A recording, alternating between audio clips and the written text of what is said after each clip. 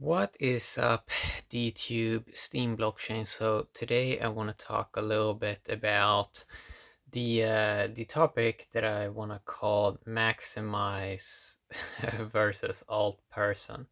So of course this is a video talking a little bit about this that I talked about in some other videos. And the same thing as that I saw in the smartphone industry, that you had the iPhone versus the Samsung, and this is kind of the same thing. Or uh, Bitcoin, like the brand of that is like maximize. So Bitcoin is kind of like Apple, and for me, Android is kind of altcoins, and you can say in many ways that Bitcoin is the gamble that people are smart and intelligent, and altcoins is the gamble that people are not that intelligent, and that they want something, that just is in their hands instantly. They don't really care exactly how it works. So it's like, okay, what do you want to bet on? The people are highly intelligent and that they're gonna pick Bitcoin and they're gonna store it decentralized, or or are most people not that smart and they're just gonna go to an altcoin? Now, so this is very interesting, right? Because it is very interesting because, well, I have seen it. Like, humans, what they usually do is usually not the most intelligent thing, right? So they're probably gonna go for alts, right? Mainly because they can earn it. They can get it in their hands. While something that is beyond that, and that is fully like they store it themselves and all that. Okay, let's say Bitcoin is that. But the problem with Bitcoin also is, if you look at the mad gains that Bitcoin has done, like most of those mad gains has probably already happened.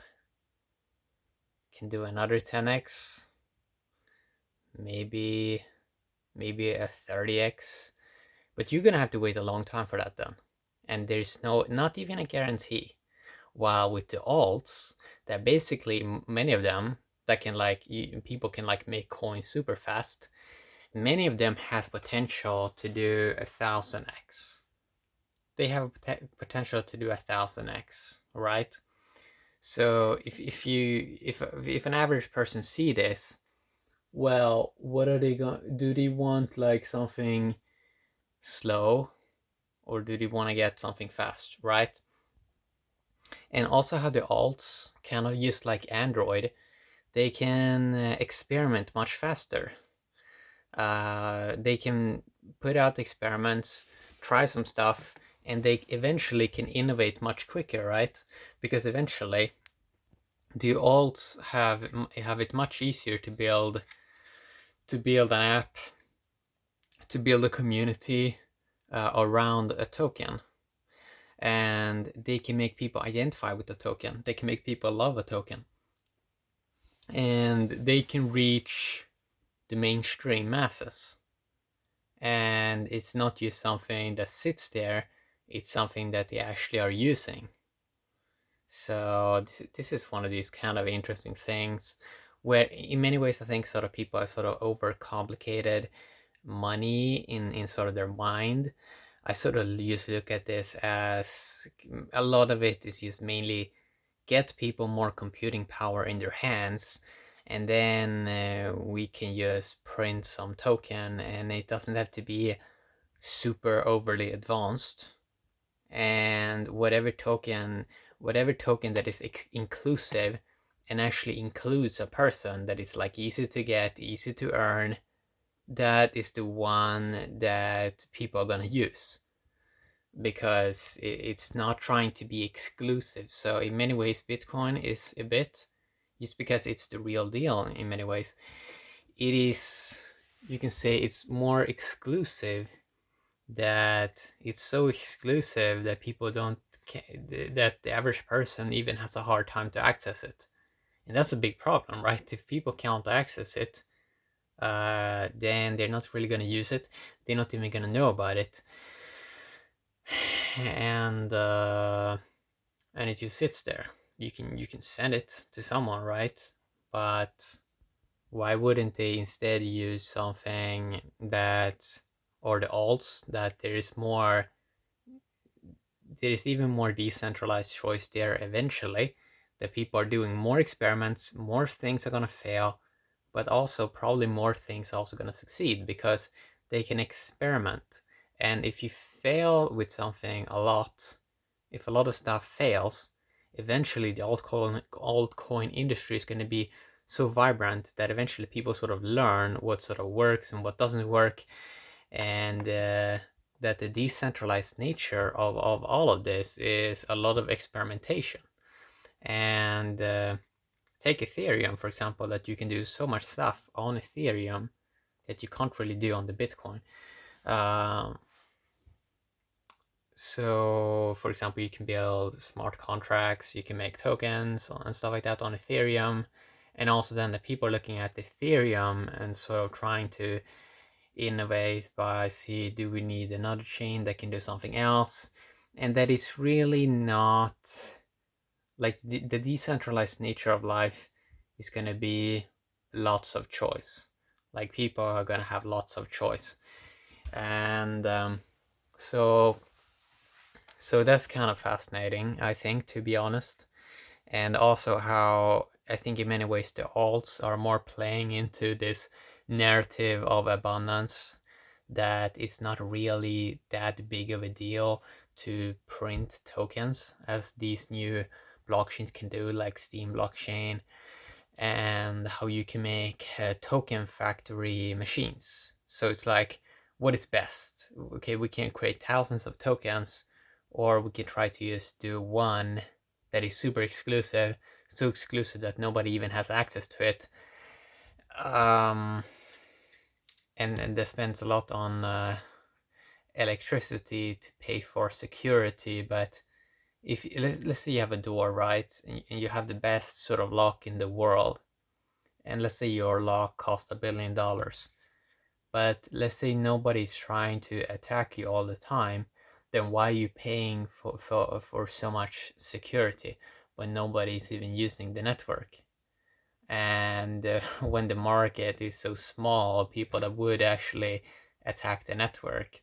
So it's not like for the, if you look at the mainstream masses, it's like you really want to see what coin can has the biggest user adoption, not because people are gonna buy a coffee with it, but I mean using on the internet with social media, for example.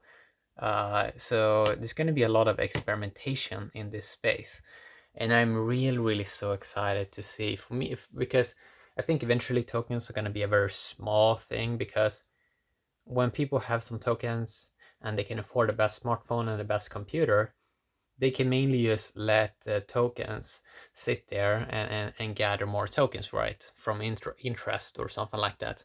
So then people can sort of look at other things like network instead, and communicating with other people, and it seems like that eventually becomes of higher value. So it's kind of fun to speculate a little bit on this, and in some ways how it seems like Bitcoin in many ways can become like a belief system. Just as I saw in the past, Apple sort of became a belief system, and now these days people are like, well, we can use Samsung, we can use Xiaomi, we can use Huawei, and choice is actually good. Like that people have a lot of choice is is very good, because you don't really need to have a lot of power in one location. It's like you can decentralize the whole system. When everyone has a lot of computing power, they can start their own sort of token or whatever. Users, people can make their own apps, how they can yeah, and people are sort of realizing, wait, it's like we can just create our own thing and then we get more sort of freedom from our side. Like if we can figure out a way to create more ones and zeros, that's kind of good, right? And it doesn't have to be so super complicated. Because because when you have the more computing power that everyone eventually is going to have, for example, if Bitcoin was made in the 1950s, it would probably eventually get more value because it would actually truly be more scarce. And let's say that that would be a super exclusive technology then. But now it's like, okay, wait a sec. But now it's like everyone's gonna have limitless computing power, access to it in the cloud and in their hands and with artificial intelligence. So then it's just better that people create their own sort of, or when you can like copy and paste stuff, like people can create new chains, people can create new tokens, people can run their own experiments on their own sort of data that they have gathered. They do their own research locally, then it's like maybe they can satisfy niche market better by actually giving people access to something that's right in their hands. And that's eventually how this sort of industry is eventually going to go. So there's not going to be like one winner in all of this. It's going to be like a lot of stuff that's going to work towards the best eventually. That the best is probably going to be a lot of choice. So that's what I wanted to talk a little bit about today. And yeah, it's fun to talk about. Have a great day, YouTube and Steam blockchain.